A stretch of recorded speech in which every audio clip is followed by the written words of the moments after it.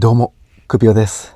今週末、この中古で購入したジル520のリフォーム旅に行ってきます。何箇所かリフォームします。まずはこのステアリング D 型のスポーツステアリングに交換します。そして念願のこのマルチルームにスライドトイレ収納作ってもらいます。シャワーするたびにこのトイレの出し入れが結構面倒だったんで、ここくり抜いてもらってスライドで収納します。このリアのスペース空いてますんで、ここにトイレが出てくる予定です。これを愛知県のビルダーキャンカーサービスさんで施工していただきます。トイレスライド収納どうなりますかね。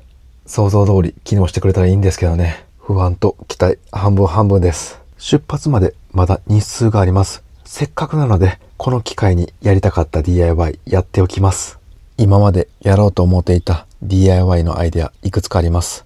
出発までできる限りやってみますね。まずはこのソファーなんですけど、こちらをレザーに変えます。中古車なんで汚れが目立っていたり、ダニが発生しやすい生地なのでレザーに変えます。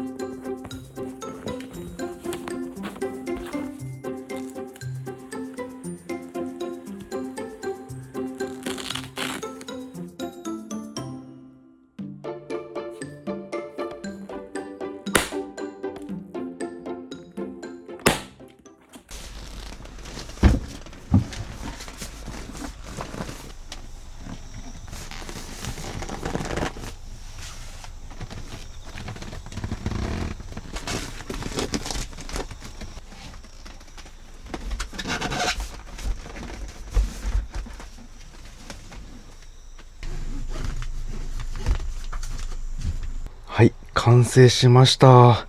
どうですかね。雰囲気かなり変わりました。青がメインなんで、車内と合うか不安だったんですけど、なんかいい味出てますよね。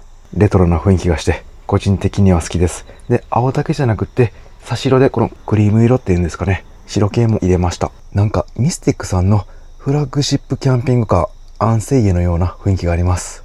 よく見ると、ところどころちょっと余ってたりするんですけど、問題ないレベルと思います。気になるのは裏マジックテープ、両面テープで留めたんでどのぐらい耐久性あるか。あとはこれちょっと触ってみて結構ひんやりしたんで真冬とかかなり冷たそうです。ただこれでダニは通れなくなります。そして水こぼしても防水性のあるレザーなんで拭くだけで大丈夫です。あとは防煙なんで燃えにくい素材です。さあそれではですね、せっかくなんでこのテーブルも前からやりたかった DIY サクッとやっときます。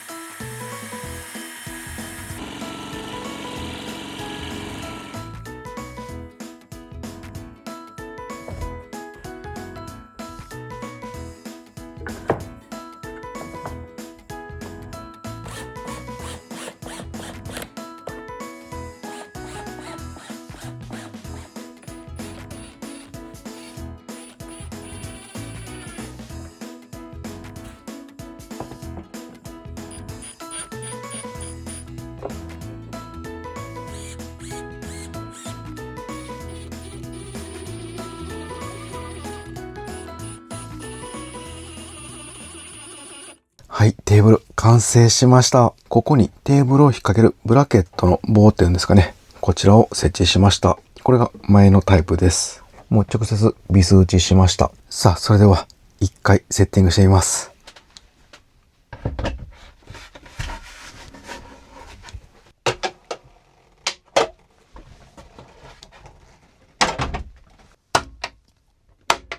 はい、しっかり固定されています。では IH 埋め込みます。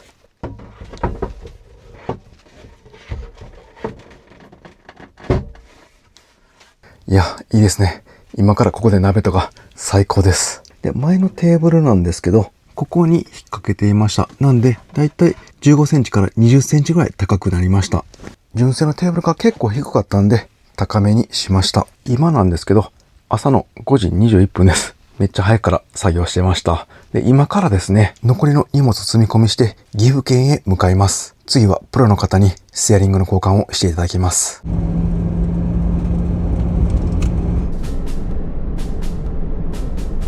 富山県から岐阜県まで約3時間半です。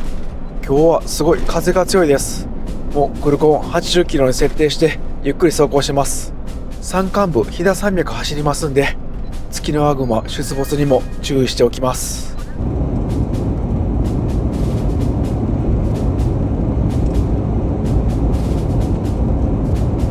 はい、間もなく到着します。自分ちょっと岐阜県と思ってたんですけど、愛知県でした。もうほとんど岐阜県と愛知県の県境らへんです。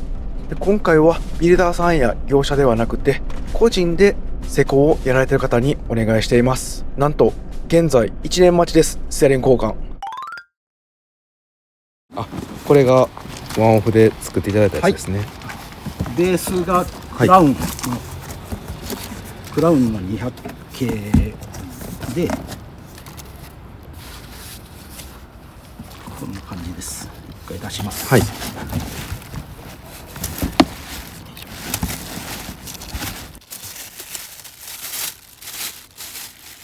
こがクラウンですね。そうです。200系で。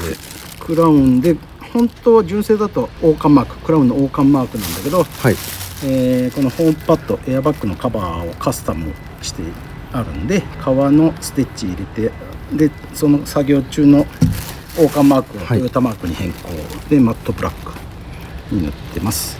元からあったハンドルが取れました。今何もない状態です。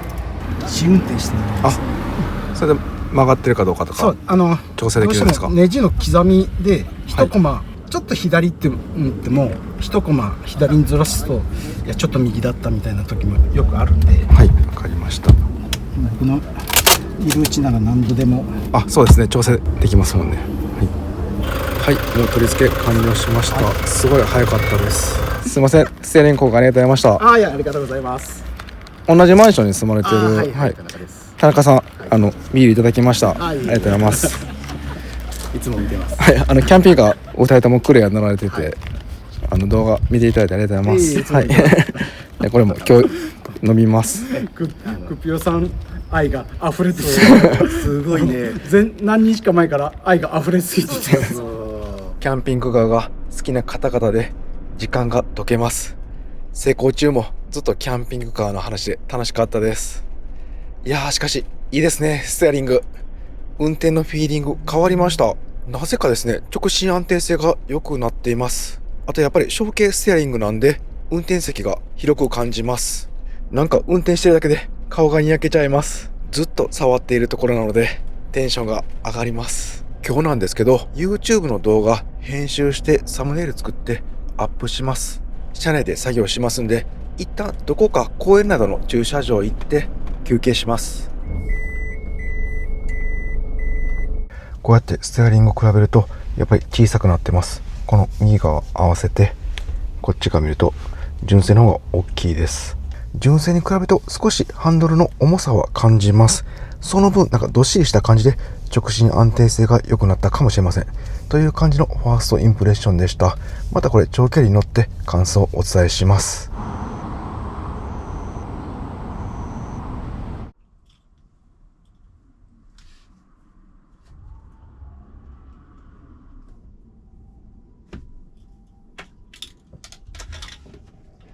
すっかり暗くなってしまいました。もう夜の8時半です。IH ほぼフラットに作ったんで、こんな感じでパソコンの下も問題なく作業できました。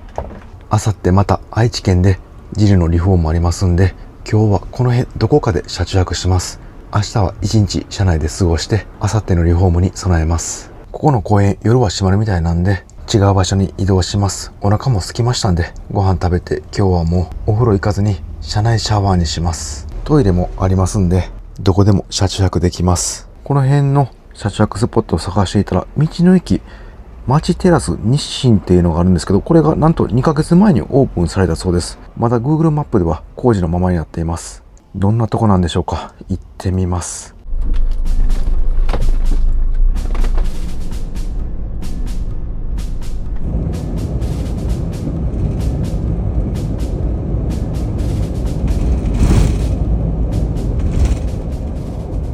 びっくりしました。めちゃくちゃ広いです。どうでしょうか。ざっと見た感じ3、400台ぐらい止めれそうです。で、トラックの方はですね、向こうで分かれています。なのでかなり静かな車中泊になると思います。もうお店の方は全部閉まってるんですけど、トイレから一番遠いところに止めました。夜は極力出たくないので車内のトイレ使います。で、なんとですね、スマホ見たら電波が 5G プラスになっていました。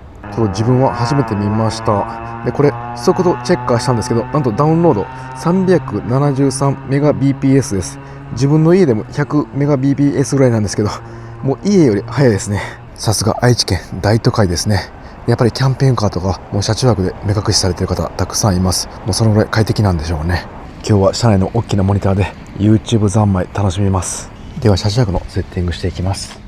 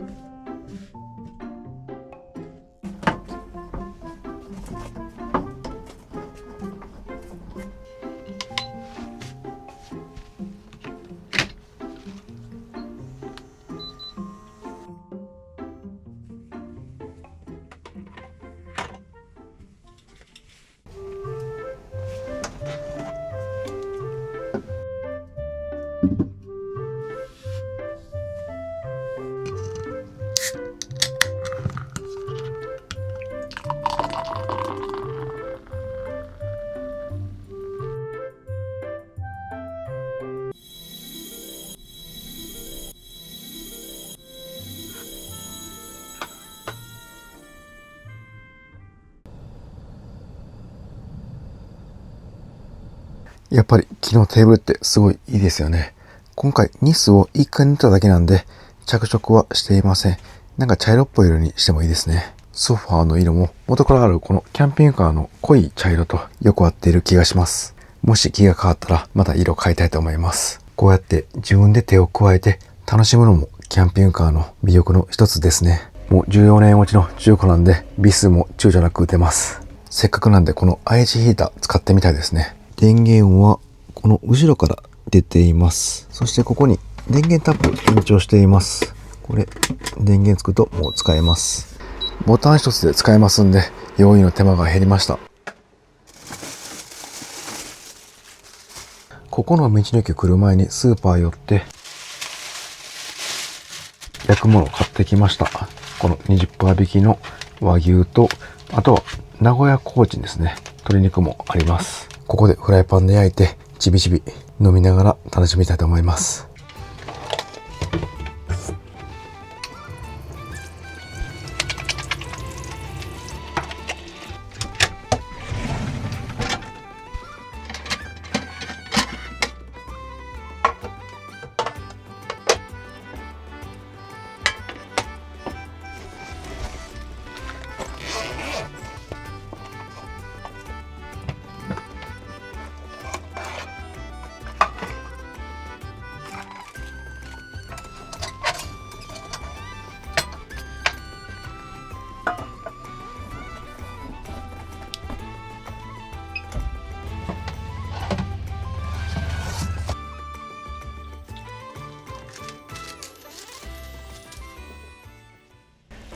準備完了しました。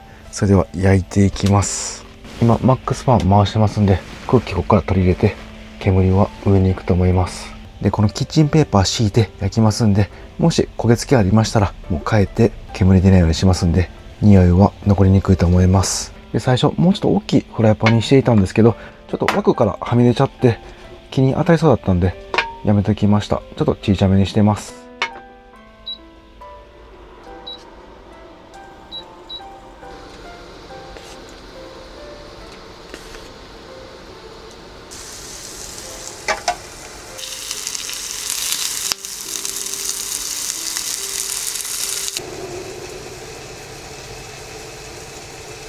しっかり焼けましたね。それではいただきます。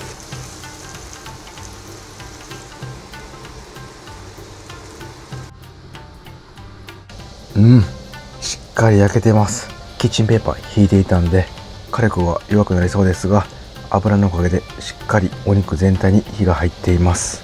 なんかもう車内でキャンプしている気分です。じゃあ新しいキッチンペーパーにして鶏肉も焼いていきます。名古屋コーチめちゃくちゃうまそうです。しっかり焼けてます。両面焼き目ついてますね。でこちらは塩コショウでいただきます。うわ、これすごい身がプリプリです。もも肉なんですけど皮以外ほとんど脂がありません。名古屋コーチン焼いて塩コショウだけでこんなに美味しいですね。これはなんぼでもいけます。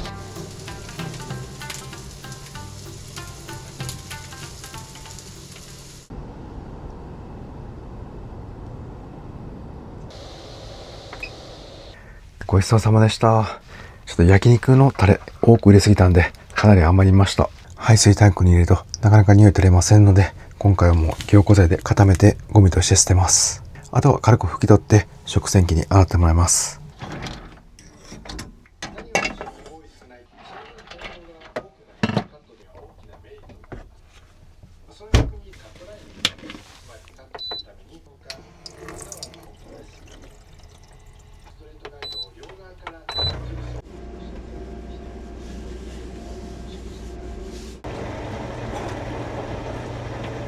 はい、片付け完了しました。やっぱりフラットだと掃除しやすいですね。もうかなり眠たくなってきたんですが、シャワーだけ浴びて寝ます。温水ボイラーのガス開けます。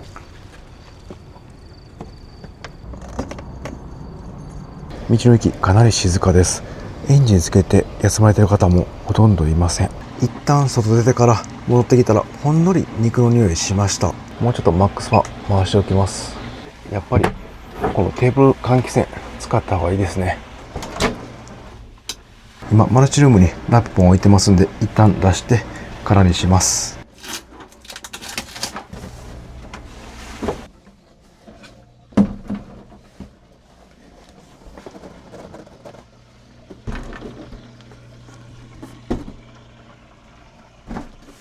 はい、移動完了しました。これで広々とマルチルームをシャワーのみで使えます。やっぱりこのトイレ移動なんですけど、軽量になってコンパクトになったトイレといえどもやっぱり手間に感じます。なので今度の施工が楽しみです。ここくり抜いてトイレがもうワンタッチで収納できるようになります。今日なんですけどシャワーで試したいものがあります。なんか視聴者様のコメントでこのシャワーヘッドがすごい節水になって水の勢いもあるということなんで一回試してみます。一旦純正のシャワーヘッドを取り外します。さあ合うでしょうか。いけそうですね。ぴったり合いました。はい、出ました。いけましたね。温水ボイラーのスイッチ入れておきます。それでは行ってきます。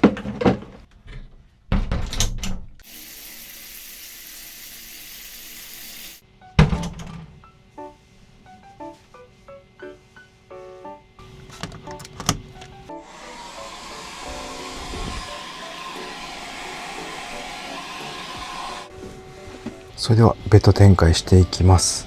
今日もここのソファーで眠ります。で DIY で作ったこのテーブルちょっと大きめに作りました。なんでこのソファー出てますよね。ちょっと移動しておきます。このテーブルブラケット上からロック解除できますんでかなり便利です。これでもう動きます。はい、これぐらいで大丈夫ですね。あとはセカンドシートのこの背もたれ、ここも外しておきます。そうすると横幅が広く取れます。で寝具はバンクベッドに置いてました。この下に引くマットと、今日はこの秋用のシュラフで眠ります。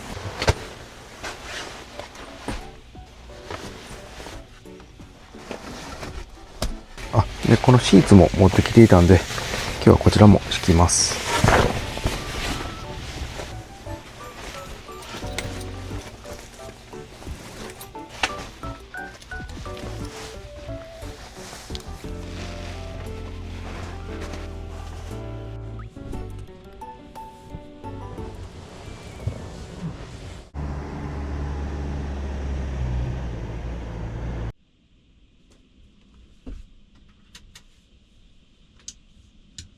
今、車内は 24.7 度、外が22度です。今、マックスパワー回してるんですけど、今日はもうこのまま一晩中回して寝ます。ここの道の駅、ほんと静かなんで、窓開けてでも眠れそうです。今日、ステアリング交換してみて思ったんですけど、ステアリング変えるだけでこんなにも運転フィーリング変わるんですね。特にキャンピングカー、カムロードの場合は、直進安定性があまりないので、ステアリングが重くなることによって、直進性が増すというのは、考えてもなかったんでかなり嬉しいです。1年待った甲斐がありました。明日の朝ごはんは道の駅で食材買えたら買います。お店もかなり大きそうです。それでは寝ます。おやすみなさい。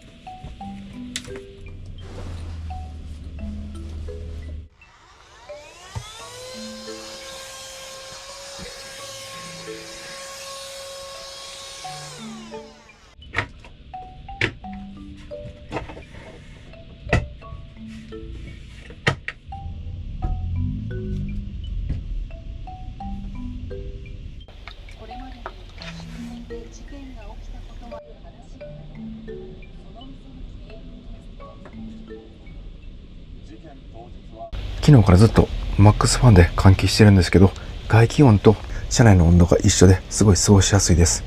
現在 25.5 度です。今日は一日車内で過ごします。どうしましょうかね。とりあえず移動はしようと思ってるんですけど、ここの道の駅のショップ気になりますんで、何か食材買って朝食食べましょうかね。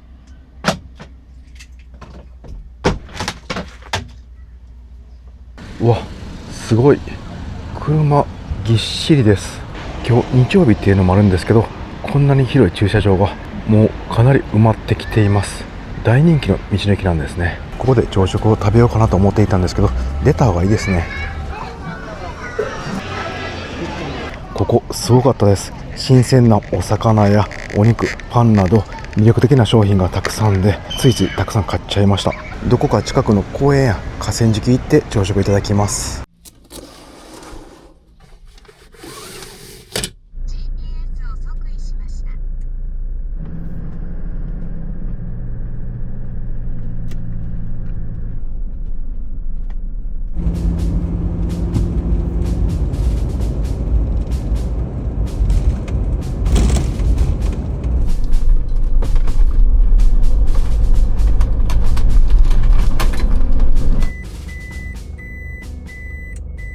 少し山の中にある静かな公園に来ました。日清市の総合公園で野球場などもありますね。道の駅でいろいろ買ってきました。このウインナーと、あとは産みたて卵、こちらとパンを焼いて軽めの朝食いただきます。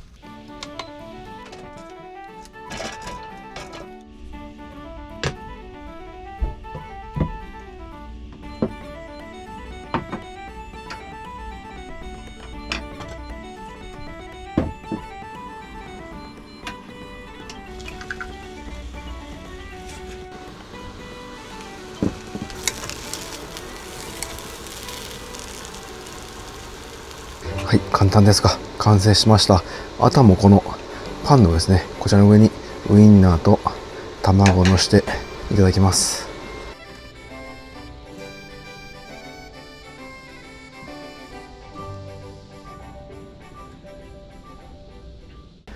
ごちそうさまでした。それでは片付けはまた食洗機に任して、ここで PC 作業をします。しばらくここにいて、夕方ぐらいになったら車中泊スポットに移動します。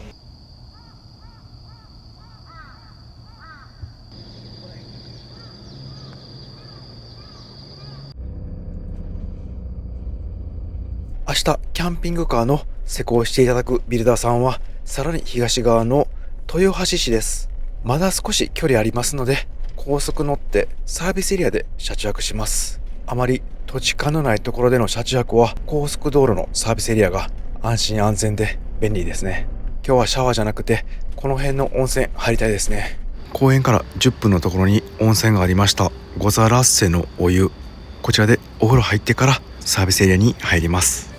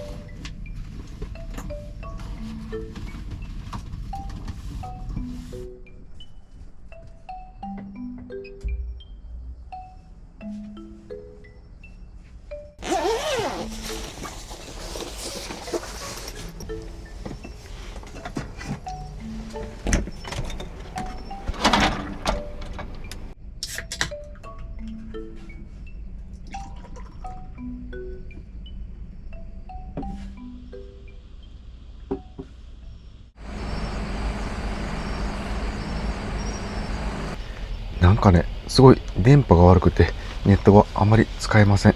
やっぱり山間部にあるサービスエリアやパーキングエリアは静かでいいんですけど、これが痛いですね。で、お腹空いたんで、今日の道の駅で購入した食材いただきます。道の駅で生しらす売っていました。めちゃくちゃ美味しそうですよね。これをレトルトのご飯温めて海鮮丼にします。そしてあとは餃子、岡崎餃子と書いてます。こちらも地元の食材です。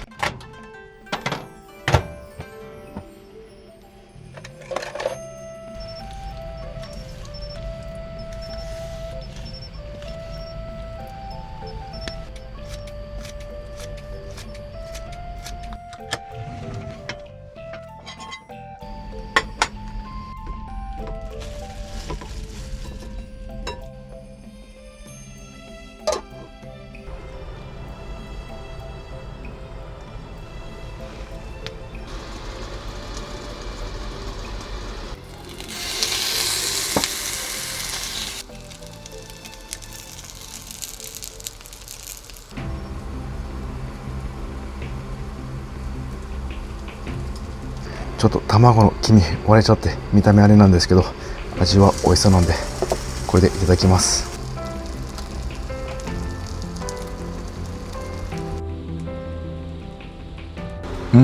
これは間違いないですね。自分もともと釜揚げしらす丼めっちゃ好きなんですけど、生のしらすやばいです。もう口の中で溶けていきます。めっちゃ熱いです。外カリカリで中じゅわっと肉汁が出てきて、小ぶりなんですけどニンニクもたっぷり入っていて食べ応えあります。岡崎餃子美味しいです。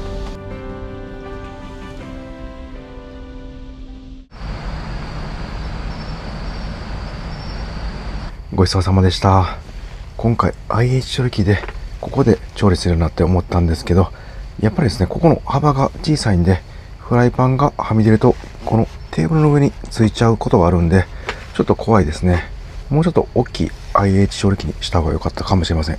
今のところこの22インチでしたかね。22センチのフライパンがギリギリといったところです。あとテーブルの高さなんですけど、やっぱりちょっと高すぎた気がします。もうちょっと低くてもいいですね。元にあった純正と中間ぐらいが良さそうです。やっぱりこのテーブルの高さや IH 調理器なども実際に使っていかないとわからないことって本当多いですね。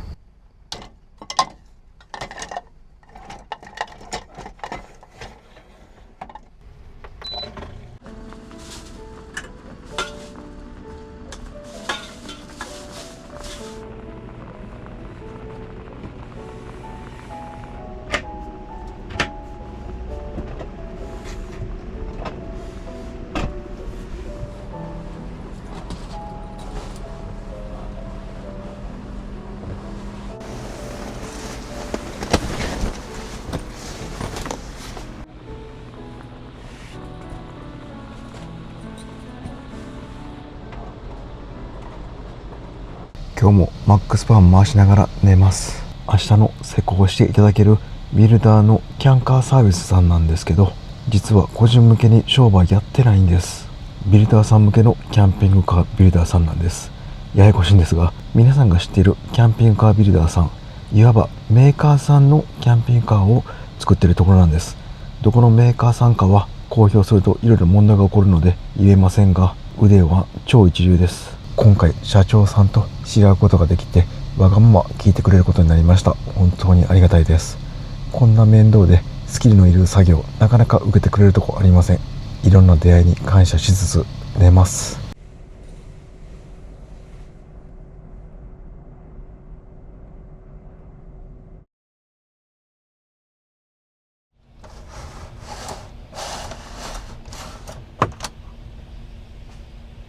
おはようございます。それではもうキャンカーサービスさんに向かいます。このジル520キャンカーサービスさんに預けて多分1週間ぐらいかかると思います。で、その間この水ですよね。50リッターぐらい入れてきたんですけど、現在も25リッターに減っています。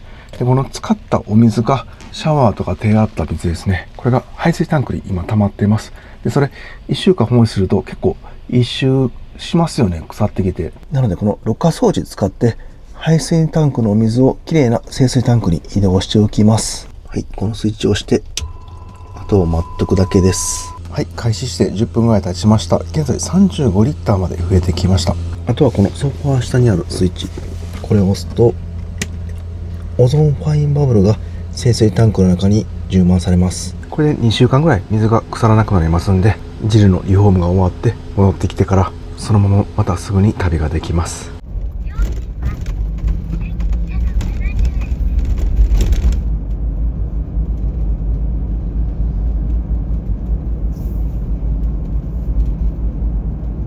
はい、キャンカーサービスさんに到着しました。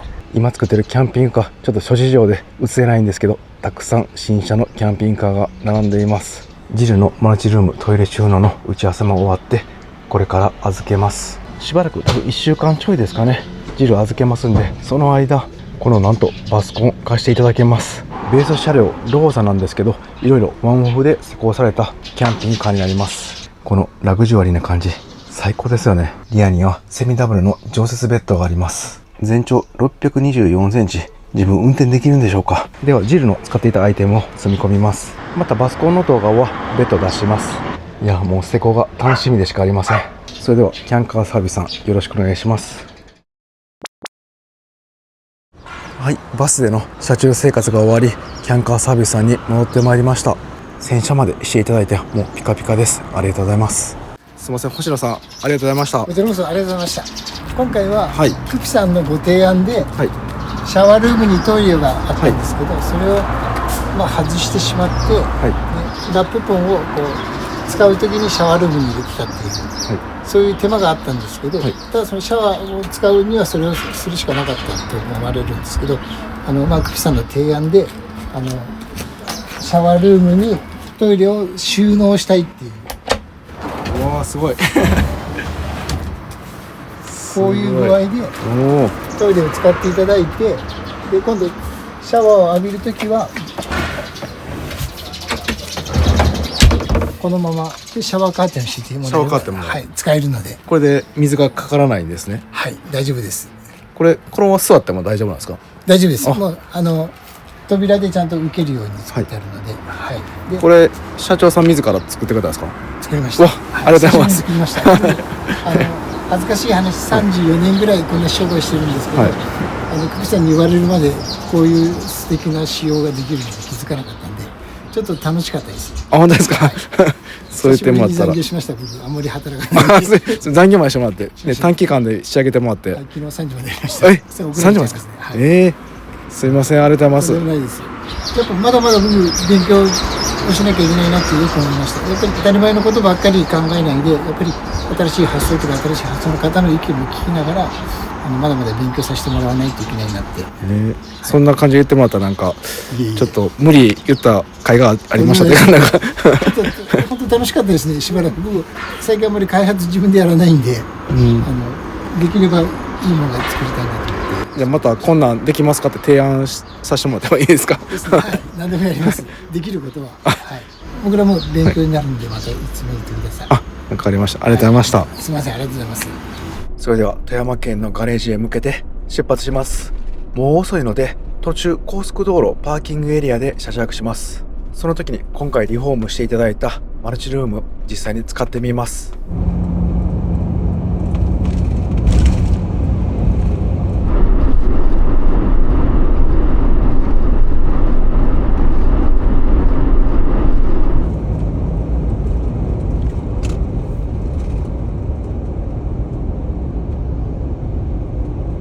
はい、到着しました。ここのサービスエリア、標高が870メーターとかなり高いので寒いです。外気温10度なんで暖房をつけていきます。今シーズン初のエアフィーターつけてみます。夏1回メンテのためにつけました。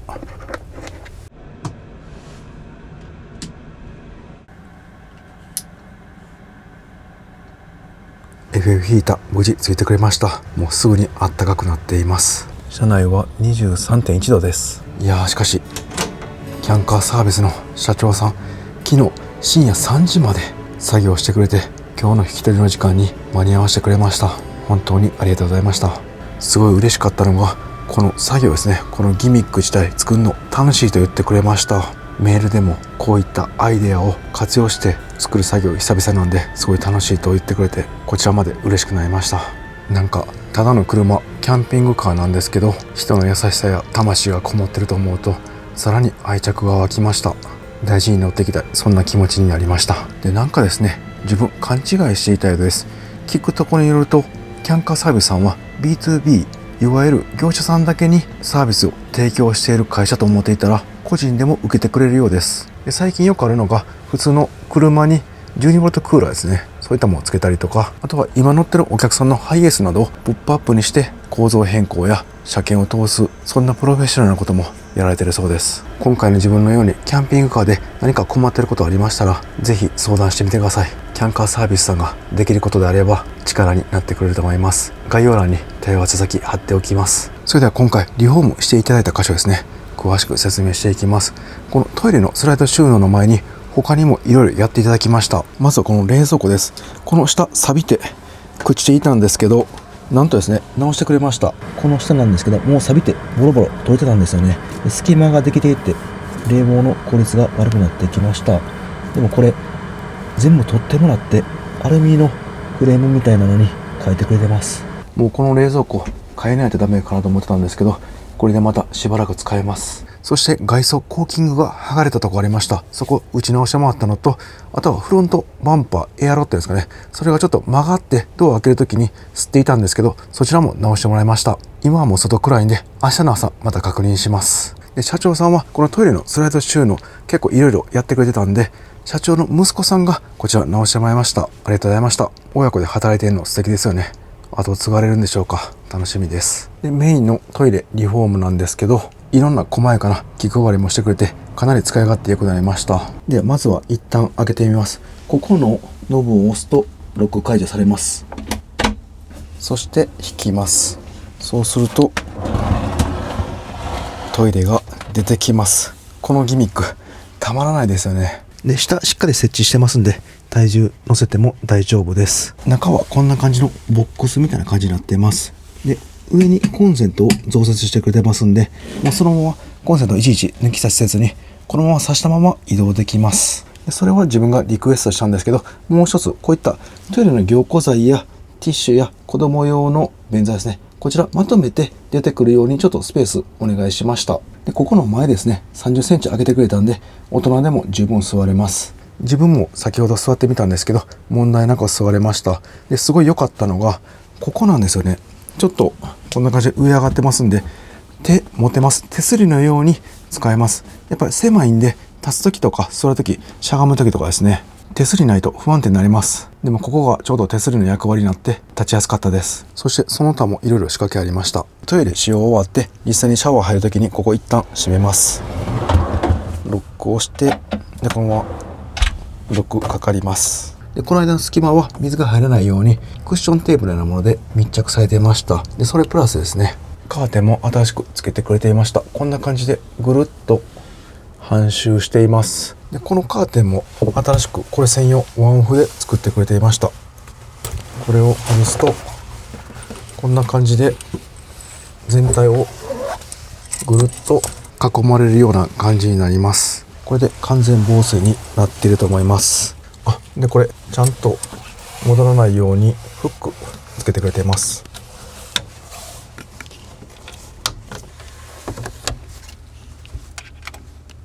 おお、こんな感じか。いいですね。いや、もうシャワー使うのが楽しみで仕方ありません。ここのカーテンも見てください。これ綺麗に L 字ってですかね、カットしてもらって防水密着されるようになっています。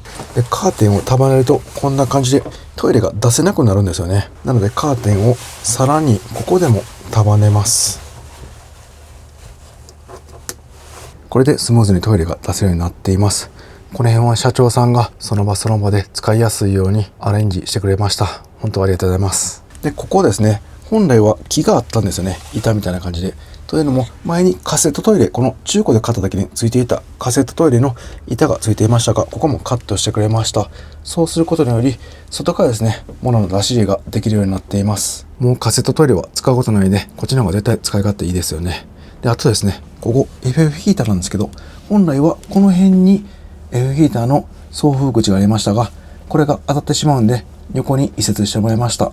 アルミのプレートもつけてもらったんで、見た目もかなりいいですね。で外側のトイレの収納ボックスなんですけど、こんな感じで木の色も合わせてくれて作ってくれました。これ余った端材もらったんですけど、なんかメラニン化粧板っていうんですかね、そういうのを貼ってくれています。でここも社長さんのアイデアなんですけど、上デッドスペースになりますんで、物が置けるようにとこんな感じで落ちないように木で囲ってくれました。ここ結構荷物置いてたんですよね。でもう完全に置けなくなるかなと思ったんですけど、ここの上に置けたらデッドスペース有効活用して、多分収納的には前と変わらないぐらい物が置けると思います。でここなんですけど、なんとここにも収納できるように底板を作って木で囲ってくれました。で前はこのぐらいの高さの板っていうんですかね、壁がありました。でこれがベッドになってたんですよね。ベッドの台に。で FF ヒーターがこうダクトがあってこっち向きに出てました。でそれをカットしたんで、もうここから FF ヒーターの音符が出るようになっています。でこの下は配線が何本か通っていたんで、こんな感じで踏んでもいけるレベルの頑丈な木のカバーを作ってくれていました。ここも木目合わせてくれたんで全然違和感ないですね。で結構これ角しててとんがってるような感じなんで、またクッションタイプのシールなど貼っておこうと思います。いやもう最高の使い勝手ですよね。で家族で長期車中生活するときはここに結構荷物置いてたんですよね。2つぐらい大きいのが置いていました。で置けなくなるかなと心配していたんですけど、これなら問題ないですね。こことここ、そしてここはなくなりますんで、なんかゴミ箱とか置けそうです。でこっち側のテーブルもまだ生きてますんで、ドレッサーとして使えるし、食洗機や家電なども使えます。なんかもうここの元2段リアベッドあったスペースはワクワクスペースになりました。これからこの部分ですね、まだいろいろ DIY していこうと思います。で今回ですね、こういった思い切ったリフォームをした動機には、キャンカーサービスさんでも構造変更相談に乗ってくれたり、また愛知県の方に持っていけば長期預けることになるんですけど、構造変更もやってくれるとのことでした。もともとここはリアの2段ベッドだったんで、2人就寝スペースがなくなることになります。でキャンピングカーの就寝定員のルールが変わって、乗車定員の3分の1以上あれば大丈夫とのことです。でこの車は7人乗車なんで、2人か3人ですね。ちょっとどちらかわかんないんですけど、寝れたら問題ないそうです。十分寝るスペースありますんで、そこは問題ないそうです。ただ構造変更しなくても車検時にこのベッドを戻せば問題ないそうです。でここの下のとこですね、ここはもうベッド戻せません。2段目は食洗機取れば、ここ板まだありますんでベッドにすること可能です。なんか聞くところによると、キャンピングカーは上から見た図でベッドがどのぐらい占有されるか、キャンピングカーなんでキャンプ設備ですね、そちらの割合がどのぐらいあるかによって8ナンバー登録できるかが決まってくるようです。なのでこの2段ベッドの1個なくなっても別に上から見たら一緒なんで問題ないそうです。で車検証には就寝人数書いてません。乗車定員しか書いてませんので、このキャンピングカーは何人就寝っていうのは最低限は決まってますが、もうそのビルダーさんの作る規定のようなものなのかもしれません。この辺結構奥が深いんで自分ではなかなか判断できないですね。ずっとここの板取ってトイレ収納とかしたかったんですけど、なかなか踏み切れなかったんですよね。こういう難しい構造上、車検証上の問題があったんでできませんでした。こういうのって意外とネット探してもないんですよね。でも知識、経験豊富なキャンカーサービス社長さんに相談して踏み切ることができました。多分こういった問題は最近のビルダーさんではわからない方も多いと思います。場数を踏んできたビルダーさんじゃないとなかなか対応できないと思います。さあ、それでは着替え用意して実際にここでシャワー浴びてみます。で、気になるのはろ過したお水なんですけど、1週間以上経っています。大丈夫でしょうか。一回匂ってみます。見た目は大丈夫ですね。無臭です。これならシャワー浴びても問題なさそうです。ではガスで温水ボイラーつけます。ではお湯を作ってる間にもうパパッとここでご飯食べちゃいます。途中スーパーでこの IH で作れる味噌煮込みうどん買ってきました。でこれにおでんと野菜入れて煮込んでみます。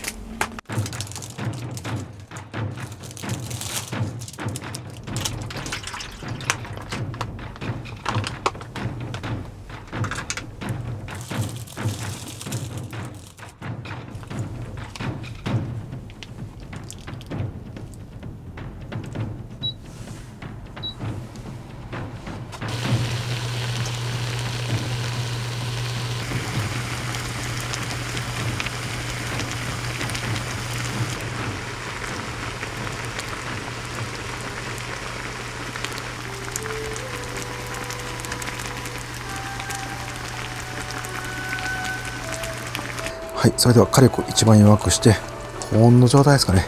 これで熱々をいただきます。やっぱり大根からいただきます。これはたまんないですね。熱々で味噌が大根によく旬でます。味噌煮込み用のうどんなんでしっかり硬さも残っていて美味しいです。今回これ水入れずにおでんの出汁で煮込みました。なので味噌とおでんの出汁とですごい味の深みがあります。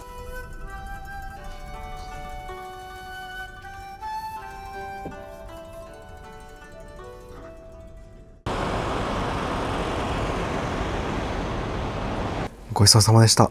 美味しかったです。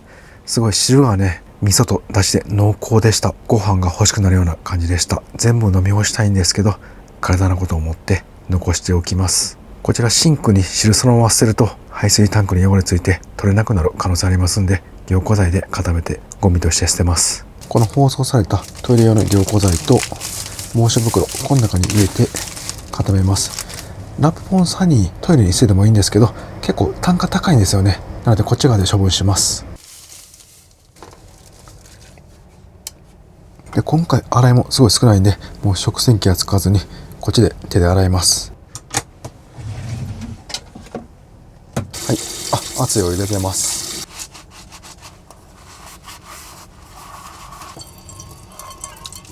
結構テーブル味噌煮込みうどんの汁が飛んでいます。ここで調理するということなんで、テーブルを幅結構広めに作りました。なんで飛んでも拭くだけで大丈夫です。はい、このレザーのカバーも飛んでる可能性ありますんで、一応軽く拭いておきました。お手入れ楽なのがいいですね、このレザーは。さあ、それではお湯も沸いたんでシャワー入ってみます。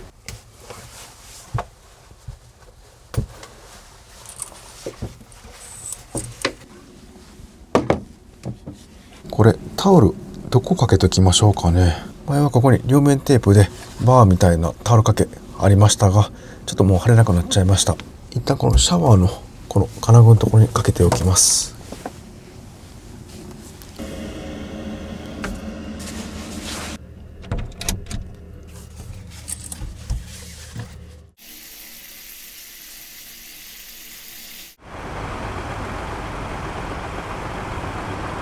すごくさっぱりしました。ここのAFヒーターの前でタオル乾かしておきます。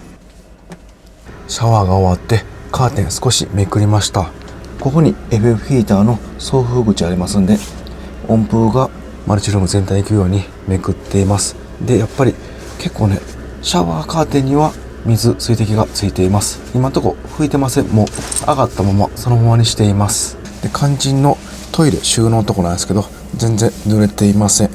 ちょっと湿ってはあるんで、湿気がだいぶこもっていたようです。今日はもうエアヒーター切りますんで、天井換気しときます。ここの窓も開けておきます。これで空気の循環が生まれます。ではこの状態で閉めても特に掃除とかせずに明日の朝乾いてるか確かめます。もう歯磨きも終わったんでベタ展開していきます。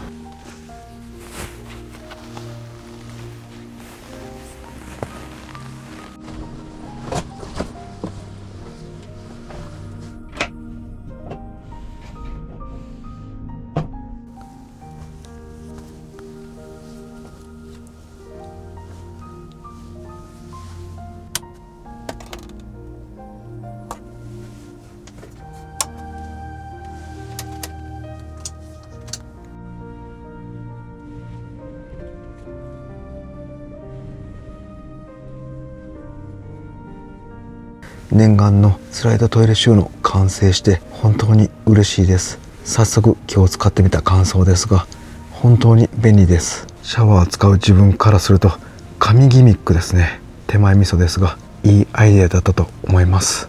これから自分がプロデュースするキャンピングカーは全部搭載したいぐらいの機能性です。あとは防水性ですね。今日は大丈夫そうでした。実はあさってから家族3人で東京車中生活します。シャワーガンガン使用して防水性や耐久性、その辺も確かめます。楽しみです。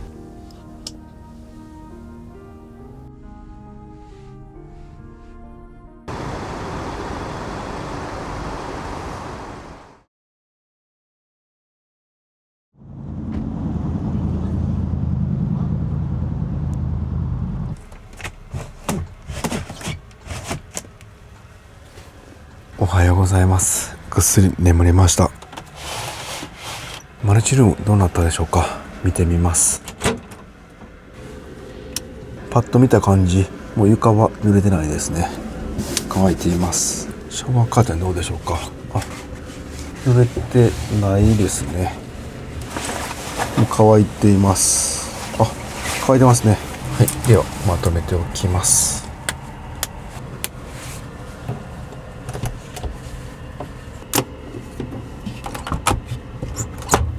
このトイレスライド収納の中どうでしょうか。開けてみます。大丈夫ですね。中も入れています。この縁に気密性の高いスポンジのようなものが貼ってあります。なのでこう押した時にしっかり密着されるようになっています。とりあえず試しで1回使った分では防水性は問題なかったようです。で、手入れもすごい楽でしたね。特に壁を入念に拭くこともなく換気していれば乾くようです。最高のおもちゃを手に入れました。はい、キャンカーサービスさんに直してもらったバンパーのエアロなんですけど、このジルはこの昔のオプションであったエアロがついています。フロントバンパーですね。あと多分ここもオプションのエアロだったと思います。で、これがですね、去年雪走行した時にこの辺当たって少し変形していたようで、ドア開ける時に吸っていました。ちょうどここはなんか色変わってると思うんですけど、ここが当たるような感じでした。ドア開けると、でこのまま開けていくとちょうどですね、ここが当たる感じでした。で、今は1ミリぐらい隙間空いてるんで当たらないようになっています。前は当たっていました。さっきの助手席でこっちが運転席側なんですけど、こっち側も同様に吸っていました。この辺が当たっていましたね。こう開けるとここが当たっていましたが、今前回開けても当たってません。また1ミリぐらい隙間が空いています。去年雪道走行した時にフロントバンパーに雪が当たって、なんかフロントバンパーが歪んでいるような状態だったそうです。で、その歪みを矯正していただきました。で、あとコーキングなんですけど、リアここしていただきました。ここですね。もう14年前のキャンピングカーなんでコーキングが剥がれてきていました。で、隙間が空いてました。で、この辺とか放置すると水が中に入っちゃうんで埋めていただきました。本当いろいろ相談乗ってくれてやってくれてありがとうございました。なんか気になることあったら一緒にやりますよと言ってくれたんで、ちょっと気になる箇所言ってくれたら全部直してくれていました。中古で古い車体ですが、これで安心してもうしばらく乗ることができます。さあ、そしたらもう出発します。このステアリング見るたびににやけちゃいます。このままノンストップで富山県まで行きます。着いたらこの新しく変えたステアリングのレビューですね。長距離走ってみてどうだったのか。また今回後ろのリフォームした内装やテーブルなどの使い心地、実際どうだったのか気になるポイントもありましたんで、その辺をお伝えします。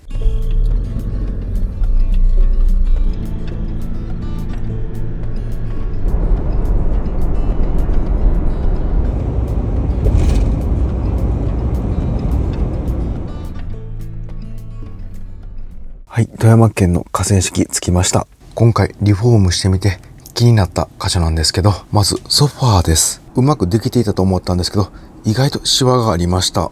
なんかこれだけ乗ってるだけでは気づかなかったんですけど、途中バスコンなどですね、車乗った時に同じレーザーだったんですけど、すごいピタッと張っていて全然シワがないんですよね。やっぱりプロと全然違うんだなと比べると分かりました。この辺とかはマシなんですけどね、こことかもう座ったら結構シワになっています。もっと張りながら作ったらよかったですね。で、今回夜とか寒かったんですけど、やっぱりですね、冷たかったです。この辺はビニールレザーなんである程度分かっていたんですけど、これからもっと寒くなってきた時に暖房をつける前に座るとかなり冷たそうです。そういったデメリットもあるんですけど、やっぱりメリットも大きいですよね。匂いがつきにくいです。布のソファーに比べると。あともし汚れたり食べ物とかをこぼしても、もうウエットティッシュでさっと拭くだけで綺麗になりますんで、車内でご飯やお菓子食べるときは重宝します。お子さんのいる家庭ではかなりありだと思います。あとダニ対策も有効なんで、しばらくこの状態で使ってみます。次この IH フラットテーブルなんですけど、かなり使い勝手良かったんですけど、気になったのがこの高さです。一旦この辺かなと思って作ったんですけど、ちょっと高すぎましたね。多分これ子供座ったら何か座布団とかないとご飯とか食べられないと思います。思ったより高くなっちゃいました。できるだけ軽量に作ろうと思っていたんで、厚さを薄いタイプにしました。18ミリです。で、この辺端ちょっと体重かけるとちょっとしなるような感じがあります。これは誤算でした。もうちょっと分厚いやつにしたらよかったかもしれないですね。ただそうなると重量が増しますんで難しいですね。